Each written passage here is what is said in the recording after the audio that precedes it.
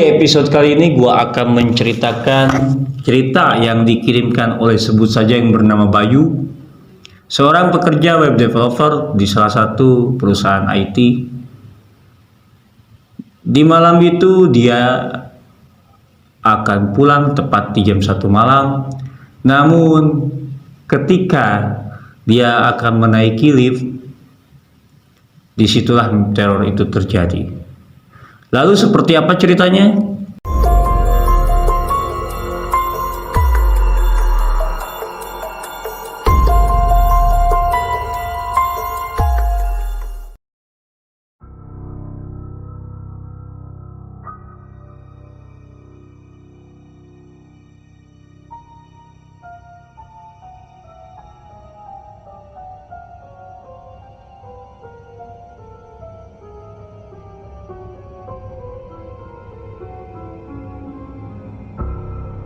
Assalamualaikum warahmatullahi wabarakatuh.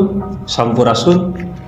Balik lagi bareng gue Fikri Taufik di Rumah Gudang Misteri. Di episode kali ini gue akan menceritakan cerita yang dikirimkan oleh sebut saja yang bernama Bayu, seorang pekerja web developer di salah satu perusahaan IT. Di malam itu dia akan pulang tepat di jam 1 malam. Namun ketika dia akan menaiki lift, disitulah teror itu terjadi. Lalu seperti apa ceritanya? Jangan lupa like, comment, and subscribe channelnya Rumah Gudang Misteri. Dan kalau bisanya kalian mempunyai cerita horor ataupun ingin menjadi narasumber di Rumah Gudang Misteri, bisa DM ke Instagramnya Rumah Gudang Misteri di rumahgudangmisteri.official. Tanpa berlama waktu, kita masuk ke ceritanya. Jangan dilanjutkan kalau kamu penakut. Malam telah larut di gedung perkantoran mewah di pusat kota Jakarta. Hujan deras mengguyur, menciptakan tirai air di jendela-jendela yang tinggi. Hanya ada beberapa lampu yang menyala, dan satu-satunya suara yang terdengar adalah deru AC dan ketukan keyboard yang sesekali. Di lantai 13, sebuah lantai yang dihindari banyak orang, hanya Bayu yang masih terjaga. Bayu adalah seorang web developer yang sering bekerja hingga larut malam. Ia terbiasa dengan kesunyian kantor. Namun malam ini terasa berbeda. Hawa dingin merayap di bawah pintu, dan lampu di lorong sering berkedip. Lantai 13 memang dikenal angker. Konon beberapa tahun lalu, seorang karyawan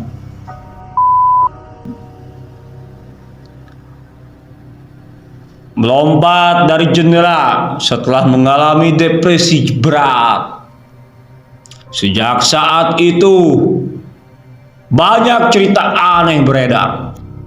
Suara tangisan, bayangan melintas, hingga lift yang berhenti sendiri di lantai itu.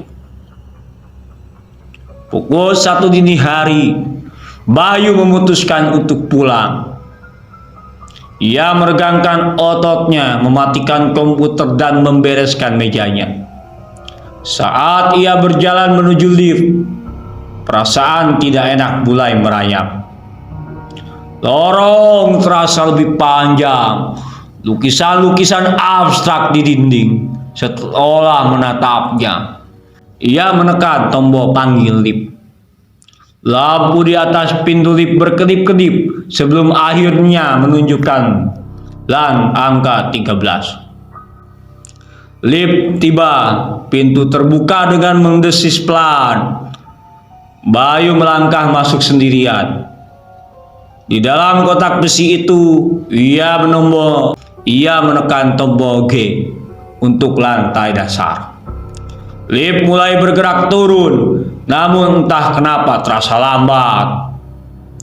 Bayu melihat ke layar petunjuk lantai seharusnya sudah berada di lantai 12. Tapi angka masih menunjukkan 13. Lalu layar itu berkedip. Angka 13 menghilang dan digantikan oleh angka 14. Bayu terkesiap.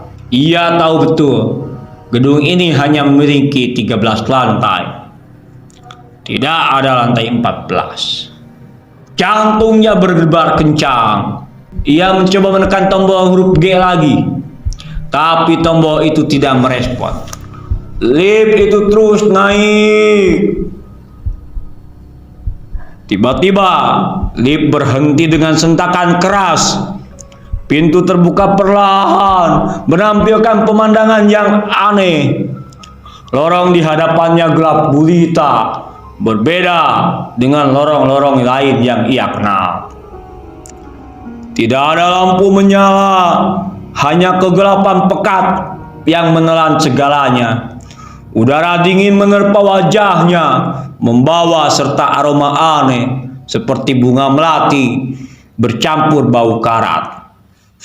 Dari kegelapan itu, Bayu mendengar suara isak tangis yang sangat pelan, namun jelas suara seorang wanita. Bulu kuduknya berdiri. Ia mencoba menekan tombol pintu, tapi tidak berfungsi. Ia mencoba menekan tombol darurat, juga tidak ada yang merespon. Isak tangis itu semakin keras, mendekat dari balik kegelapan. Bayu melihat sepasang mata merah dari kejauhan. Mata itu perlahan bergerak mendekat. Semakin jelas, semakin besar. Itu adalah sepasang mata dari bayangan hitam yang mulai terbentuk dari ujung lorong. Bayangan itu tinggi dan kurus, dengan rambut panjang tergerai menutupi wajah. Bayu mundur ke sudut lift. Napasnya tercekat. Ia bisa merasakan hawa dingin yang menusuk tulang. Sosok itu melangkah maju, perlahan namun pasti. Suara gesekan kainnya terdengar jelas di keningan. "Mengapa kau pulang?" Bisik suara serak, parau dan dingin.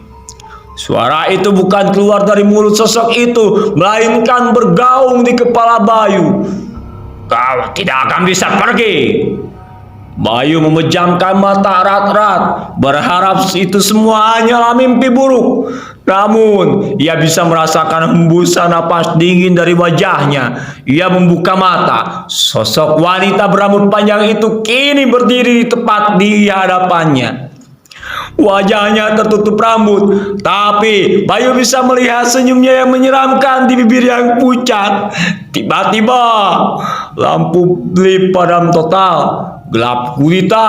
Bayu berteriak sekuat tenaga.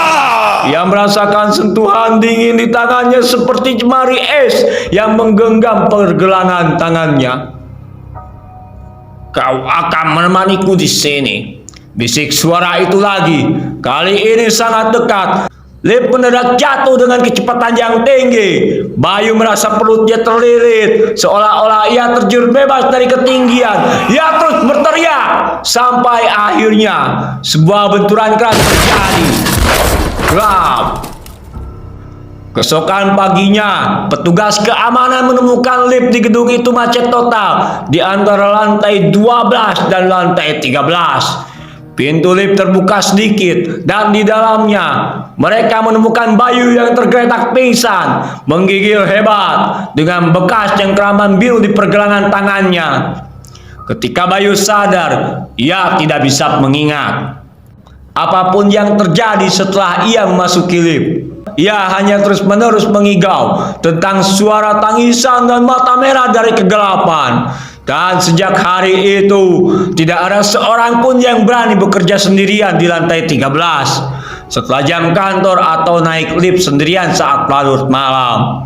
Karena mereka tahu mungkin saja lift itu akan membawa mereka ke lantai yang tidak terdaftar. ke lantai 14 tempat seseorang masih menunggu. Oke teman-teman, begitu saja cerita dari sebut saja yang bernama Bayu. Kalian boleh percaya atau tidak, itu hak kalian. Dan seseram apapun pengalaman horor kita, akan lebih seram kalau kita tidak punya uang. Assalamualaikum warahmatullahi wabarakatuh. Sampurasun.